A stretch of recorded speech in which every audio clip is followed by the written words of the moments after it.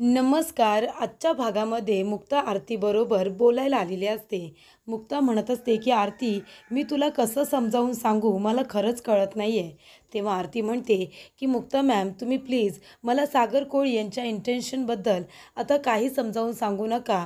त्यांना जे काही बोलायचं होतं, सांगायचं होतं ते त्यांनी सांगून झालं आहे. तेव्हा इथे मुक्ता म्हणत असते, हे बघ आरती, मी तुला जे काही सांगते ना ते प्लीज तू शांतपणे ऐक, मला तुझ्याशी बोलायचं आहे. तेव्हा इथे आरती म्हणते की मुक्ता मॅम, तुम्ही कितीही काही सांगितलंत ना तरीसुद्धा मी केस मागे घेणार नाही आहे, कारण मला आता कुणाच्याही बोलण्यावरती विश्वास ठेवायचा नाही आहे. तेव्हा मुक्ता म्हणत असते, हे बघ आरती, जे काही घडलं तुमच्या दोघांमध्ये ती तुमच्या दोघांची चुकी होती, तुझीसुद्धा आणि लकीचीसुद्धा. कुणा एकाची चुकी नव्हती. पण आता तुमच्याकडून जे काही घडलं ते घडलं. तुम्ही दोघांनी आता लग्न करणं हे जास्त महत्त्वाचं नाही आहे का? हे बघ, मला असं वाटतं जर तू लकीबरोबर लग्न केलंस ना तर तुझ्या बाळाला वडिलांचं नावसुद्धा मिळेल आणि त्याचबरोबर एक छान कुटुंब मिळेल, जे बाळाला अगदी व्यवस्थितरित्या वाढवू शकतं. तेव्हा मला असं वाटतंय की तुम्ही दोघांनी लग्न केलं पाहिजे. सागरने संपूर्ण घरातील लोकांना कन्व्हिन्ससुद्धा केलं आहे आणि आता मी तुझ्याजवळ बोलणारच होतो, तेवढ्यात तू कोर्टातून नोटीस पाठवलीस. तेव्हा मुक्ता म्हणत असते की हे बघ आरती, मला असं वाटतं की तू फक्त तुझ्या बाळाचा विचार करावा. तेव्हा आरती म्हणत असते की अजिबात नाही, मला आता केस मागे घ्यायची नाही आहे. तुम्ही कदाचित मी केस मागे घ्यायला हवी आहे म्हणूनसुद्धा तुम्ही लकीला लग्नासाठी मारून झोडून कन्व्हिन्स केला असेल आणि आता मला हे असं लग्नच करायचं नाही आहे. त्याच्यापेक्षा लकीने माझ्याबरोबर जे काही केले ना त्याची त्याला शिक्षा मिळू दे आणि त्याला जेलमध्ये जाऊ दे. तेव्हा इथे आता मुक्ता म्हणत असते की हे बघ, मी तुला इथे समजवायला आले होते, आता तुझा निर्णय असेल तो असेल. आणि ती तिला काळजी घे असं म्हणून निघून जाते. तर इथे आता कुलकर्णी यांनी फोन केलेला असतो आणि ते इथे सागरला म्हणत असतात, जे की लॉयर आहेत, ते म्हणत असतात की तुमच्या आईचा फोन आला होता, त्यांना मी व्यवस्थित सगळं काही समजावून सांगितलं आहे. आणि सर, तुम्हाला माहिती आहे अशा केसेसमध्ये मुलीची बाजू जास्त ग्राह्य धरली जाते आणि कायदासुद्धा अशा वेळी मुलींनाच जास्त सपोर्ट करत असतो. त्याच्यामुळे तुम्ही एक गोष्ट करू शकता. तेव्हा सागर म्हणतो, काय, याच्यातून बाहेर पडण्यासाठी आम्ही काय पर्याय करू शकतो? तेव्हा इथे कुलकर्णी म्हणत असतात की हे बघा सर, तुम्ही एक गोष्ट करू शकता, त्या मुलीला तुम्ही कन्व्हिन्स करा केस मागे घेण्यासाठी आणि हवं तर तिच्याशी एका वेगळ्या बाजूने बोला. म्हणजे तिला आश्वासन द्या की लकी तिच्याबरोबर लग्न करू शकतो, तिची आणि बाळाची जबाबदारी घेऊ शकतो. असं जर बोलणं तिच्याबरोबर झालं आणि जर तिने कन्व्हिन्स होऊन ही केस मागे घेतली तर मग जास्त काही आपल्या घराची इज्जत जाणार नाही आणि इथे इज्जत चव्हाट्यावरती सुद्धा येणार नाही. चार भिंतींमध्ये ही गोष्ट आता बोलली गेली तर जास्त बरं होईल, म्हणजे लोकांना मीडियामध्ये ते कळणार नाही. तेव्हा इथे सागर म्हणत असतो की कुलकर्णी, हे बघा, या सगळ्यामध्ये, तेव्हा इथे वकील साहेब म्हणत असतात की या सगळ्यामध्ये लकीची बदनामी नाही होणार. तेव्हा सागर म्हणतो, नाही, लकीची नाही, त्या मुलीची, आरतीची बदनामी होता कामा नये. कारण कायदा जरी मुलींच्या बाजूने असेल ना तरीसुद्धा अशा परिस्थितीमध्ये बदनामीसुद्धा जास्त मुलींचीच होते. त्याच्यामुळे मीडियामध्ये ही बातमी जाता कामा नये, आरतीची बदनामी होता कामा नये. तर इथे सागर आता घरी आलेला असतो. सागर आता लकीकडे न बघता रूममध्ये जात असतो. तेव्हा इथे इंद्रा सागरचा हात पकडते आणि म्हणते, सागऱ्या, अरे तू लकीचा मोठा भाऊ आहेस ना, तू त्याच्याकडून अशी पाठ फिरवू नकोस. हे बघ, तो तुझा भाऊ आहे, चुकलाय मान्य आहे, पण अशा परिस्थितीमध्ये तू त्याला साथ द्यायला नको का? त्याची चूक झाली आहे मान्य आहे, पण तू त्याला या सगळ्यातून बाहेर काढ ना. हे बघ, तो तुझ्याकडे आशेने बघतोय. अरे मोठा भाऊ आहेस ना तू. तेवढ्यातच तिथे मुक्तासुद्धा येते. मुक्ता आल्यानंतर इंद्रा म्हणत असते, काय गं बाय, तू आलीस का त्या आरतीला भेटून? तू तरी काही चांगली आनंदाची बातमी आणली आहेस का? तेव्हा मुक्ता म्हणते की आरती ही केस मागे घ्यायला तयार नाही आहे.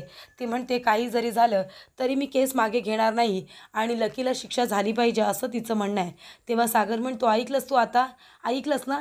तुझी एक एवढी मोठी चूक किती महागात पडली आपल्याला. ती मुलगीसुद्धा आता तुला शिक्षा द्यायला निघाले. अरे वाहवं जायची काय गरज होती तुला? स्वतःच्या इज्जतीची काळजी नाही, कुटुंबाच्या इज्जतीची तरी काळजी करायची होतीस ना. नाही, तुला असंच पाहिजे. आता तू यापुढे ना चुकणार नाही आहेस, कारण तू जेलमध्ये जाणार आहेस. तिथे शिक्षा भोगलीस ना की तुझी अक्कल ठिकाणावरती येईल. तेव्हा इथे इंद्रा रडायला लागते. इंद्रा म्हणत असते, सागरच आता असं बोलायला लागला, मग मी लोकांचं काय सांगू?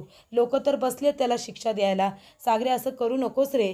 तेव्हा इथे सागर एक शब्द बोलत नाही, सरळ आपली बॅग घेऊन आता ऑफिसला निघून जातो. त्यानंतर इथे आता मुक्ता इंद्राला गप्प करण्याचा प्रयत्न करत असते. ती म्हणत असते, मम्मी तुम्ही शांत व्हा. तेव्हा इंद्रा म्हणते, अगं काय शांत होऊ मी, सागरे तर लकीकडे अजिबात लक्ष देत नाही आहे, मोठा भाऊ म्हणून तो काहीच कसं करत नाही आहे. तेव्हा इथे मुक्ता म्हणते, असं अजिबात होणार नाही, मी आहे ना मम्मी, काळजी करू नका. इंद्रा म्हणते, तू आहेस ना, तू आहेस ना, तू काय केलंस गं, काय केलंस तू, त्या आरतीला सुद्धा तू आता कन्व्हिन्स करू शकलेली नाही आहेस, तू काय करणार आहेस. तेव्हा इथे सावनी म्हणत असते, तुम्हाला खूप जास्त पुळका होता नाही मुक्ताचा, मुक्ता असं करेल, मुक्ता तसं करेल, बघितलं काय केले तुमच्या मुक्ताने. तेव्हा इथे मुक्ता म्हणत असते की आता एकच व्यक्ती हे सगळं नीट करू शकते, ती म्हणजे लकी. लकी हे बघ, तुला हे मान्य आहे ना की ही चूक तुझ्यामुळे झाली आहे, तुझ्यामुळे आपल्या कुटुंबावरती एवढं मोठं संकट ओढवलं आहे. मग हे बघ, चूक जशी तुमच्या दोघांची आहे ना, तशी तुम्हाला सुद्धा ती आली पाहिजे. हे बघ, तू आता आरतीकडे जा. आरतीला असं वाटते की तुला तिच्याबरोबर लग्न करायचं नाही आहे, आम्ही जबरदस्ती करतो आहे, आणि ती एक मुलगी म्हणून बरोबर विचार करते. आता चूक तर झाली, आता प्रायश्चित्तसुद्धा करायला पाहिजे ना. लकी तू एक काम कर, आरतीकडे जा, तिला कन्व्हिन्स कर आणि तिला आश्वासन दे की तू तिची आणि तिच्या बाळाची, तुमच्या बाळाची व्यवस्थित काळजी घ्याल. तेव्हा इथे इंद्रा म्हणते, अगं ती आरती इथे लकीचं तरी ऐकणार आहे का, ती तुझं ऐकलं नाही, ती लकीचं काय ऐकणार आहे. तेव्हा इथे मुक्ता म्हणते, नाही मम्मी, तिला ऐकावंच लागेल लकीचं. तेव्हा इथे मुक्ता आता लकीला व्यवस्थित समजावते. ती म्हणते की हे बघ लकी, आता आपली इज्जत जाण्यापेक्षा आणि ह्या गोष्टी चर्चेत येण्यापेक्षा हा चांगला मार्ग नाही आहे का. आणि शेवटीला कायदासुद्धा तुला हेच करायला सांगणार आहे, एकतर तुला शिक्षा होईल, नाहीतर एकतर तुला आरतीबरोबर लग्न करावं लागेल. त्यापेक्षा तू आधीच आता जाऊन तिला कन्व्हिन्स कर. तर इथे मुक्ता आपल्या रूममध्ये असते. तेवढ्यातच आशूचा फोन येतो. आशू म्हणत असतो की कॉंग्रॅच्युलेशन, अभिनंदन. तेव्हा मुक्ता म्हणते, काय रे, तू नेहमी आनंदी आणि उत्साहीच असतोस का. तेव्हा आशू म्हणतो, मग आनंदाची बातमी द्यायची असेल तर उत्साही असायलाच हवं ना, आणि आनंदीसुद्धा असायला हवं. तुला माहिती नाही आहे का मुक्ता. तेव्हा मुक्ता म्हणते, काय झालं. तेव्हा आशू म्हणतो, अगं सागरला Asia businessman of the year हे अवॉर्ड जाहीर झालेलं आहे, तुला माहिती नाही आहे का. नॉमिनेशन भेटलं होतं, ते तरी माहिती असेल ना तुला. तेव्हा मुक्ता म्हणते, नाही रे, घरामध्ये माहिती आहे ना तुला असं कसं प्रकरण चालू आहे, त्याच्यामध्ये कदाचित ते मला सांगायला विसरले असतील. तेव्हा आशू म्हणतो, नवऱ्याला व्यवस्थित सांभाळून घेतेस अगदी. तेव्हा मुक्ता म्हणते, नाही रे, असं खरंच काही नाही आहे. तेव्हा इथे आता आशू म्हणत असतो की मुक्ता, आता आपल्याला जास्त काळजी घ्यावी लागणार आहे. तेव्हा मुक्ता म्हणते, म्हणजे. तेव्हा इथे आशू म्हणत असतो की आता सागरकडे सगळ्यांची नजर असणार आहे. Asia businessman of the year हा अवॉर्ड त्याला जाहीर झाला आहे म्हटल्यानंतर त्याच्या इमेजची आता आपल्याला जास्त काळजी घ्यावी लागणार आहे. लोक त्याच्यावरती आता चिखलफेक करण्यासाठी लोक आता तयार बसलेलेच आहेत. त्याच्यामुळे आता सागरच्या इमेजची काळजी आपल्याला घ्यायला पाहिजे. तुला माहिती आहे ना, कळते ना मी काय बोलतोय ते. तेव्हा मुक्ता म्हणते, हो मला आशू कळतं आहे, म्हणजे तुला लकीच्या केसबद्दल बोलायचं आहे ना. नाही नाही, तसं काही होणार नाही आहे. लकीला मी कन्व्हिन्स केले आरतीबरोबर लग्न करायला, तो जाणार आहे आरतीबरोबर बोलायला, त्यांचं आपण लग्न लावून देऊया. त्यानंतर इथे मुक्ता म्हणत असते की सागर, तुम्ही किती हुशार आहात, किती चांगले आहात माहिती आहे का, जसे पण आहात फक्त माझे आहात. आणि ती आता एक बुके ऑर्डर करते सागरसाठी. तर इथे बुकेसुद्धा आता घरी आलेला असतो आणि मुक्ता तो आता घेऊन उभीच असते सागरचं अभिनंदन करण्यासाठी. तेवढ्यातच तिथे सागर येतो. बघतो तर मुक्ताच्या हातामध्ये बुके असतो. तेव्हा सागर म्हणतो, हे काय. मुक्ता म्हणत असते की congratulations Asia businessman of the year ह्या अवॉर्डसाठी. तेव्हा सागरला खूप जास्त आनंद होतो. मुक्ता त्याला कॉंग्रॅच्युलेट करत असते. सागर म्हणत असतो, तुम्हाला कळलंसुद्धा, तुम्हाला मिहिरने फोन केला का. तेव्हा मुक्ता म्हणते, नाही, मला तर आशूने फोन केला होता, त्याने मला सांगितलं की तुम्हाला हा अवॉर्ड जाहीर झाला आहे म्हणून. तेव्हा इथे लगेच सागरचा चेहरा पडतो. सागर तिच्या हातातून बुके घेतो आणि बाजूला जाऊन उभा राहतो.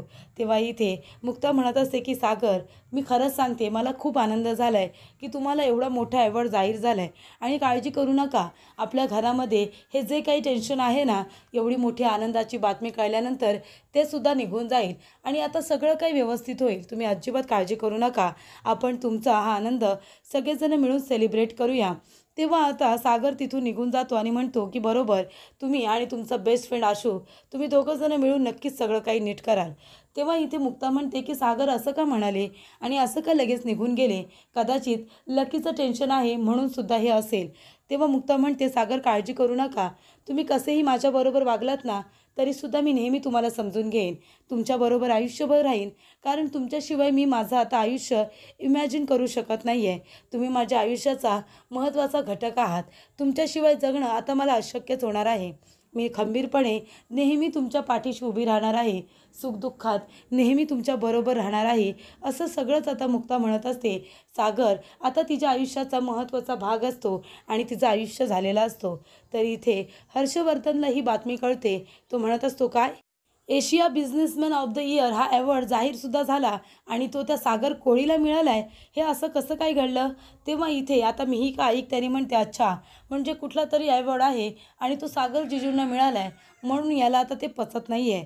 तेव्हा इथे हर्षवर्धन म्हणत असतो, अरे तो अक्षय देशपांडे याला मी विकतसुद्धा घेतलं होतं. तुला माहिती आहे का, त्याने या सागरबरोबर डीलसुद्धा कॅन्सल केलं होतं.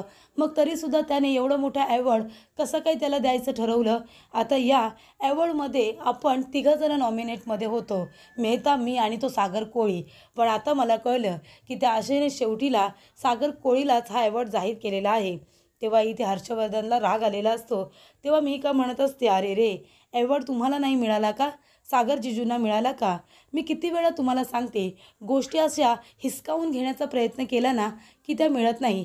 ज्याच्या नशिबात जे असतं ना त्यालाच ते मिळत असतं.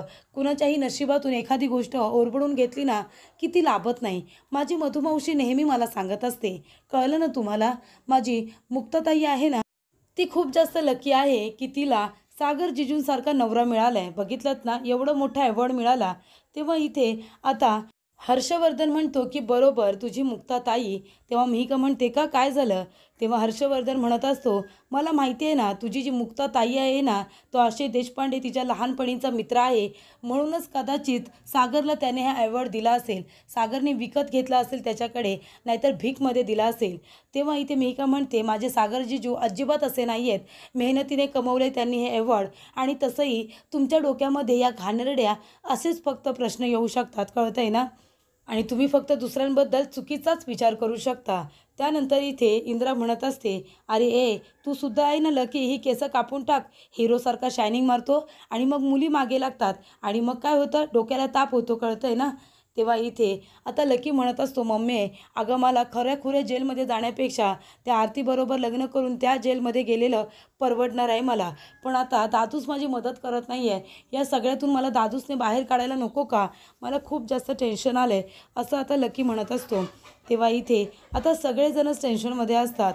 तेवढ्यातच इथे इंद्रा म्हणत असते, अरे मग एवढी मोठी चूक करायची कशाला?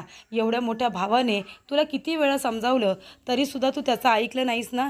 तेव्हा इथे आता मुक्ता सागरला बाहेर घेऊन येते आणि इथे सगळ्यांना म्हणत असते की मम्मी, आनंदाची बातमी आहे, सागरला Asia businessman of the year हा अवॉर्ड जाहीर झालेला आहे. तेव्हा इथे सगळ्यांना खूप जास्त आनंद होतो. इथे आता सई आणि आदित्य दोघंजणं जातात आणि सागरला मिठी मारतात आणि म्हणतात की आमचा पप्पा आहेच बेस्ट. तेव्हा इथे कोमल म्हणत असते की दादूस, खरंच खूप खूप कॉंग्रॅच्युलेशन्स, तू माझा पहिला इन्स्पिरेशन आहेस. म्हणजे बघ ना, तुझ्याकडे बघूनच तर मी एवढी हार्ड स्टडी करते. तेव्हा इथे आता स्वाती म्हणत असते की बघितलंच ना, मामाला खूप मोठा अवॉर्ड मिळालेला आहे. तेव्हा सावनीला सुद्धा आनंद होतो. सावनी येते आणि म्हणते की सागर, खरंच खूप खूप अभिनंदन आणि कॉंग्रॅच्युलेशन्स म्हणायला ती आपला हात पुढे करते.